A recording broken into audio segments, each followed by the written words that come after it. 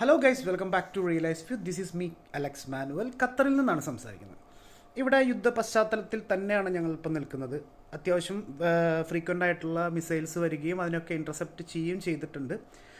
എല്ലാവിധ സേഫ്റ്റി മെഷേഴ്സും എടുത്തുകൊണ്ട് തന്നെയാണ് ഇവിടെയുള്ള ആളുകൾ ഇപ്പോൾ മുന്നോട്ട് പോയിക്കൊണ്ടിരിക്കുന്നത്. ഗവൺമെൻറ്റും ഗവൺമെൻറ് ഉദ്യോഗസ്ഥരും എല്ലാവരും ഞങ്ങൾക്ക് വേണ്ട എല്ലാവിധ സപ്പോർട്ടുകളും തരുന്നുമുണ്ട്.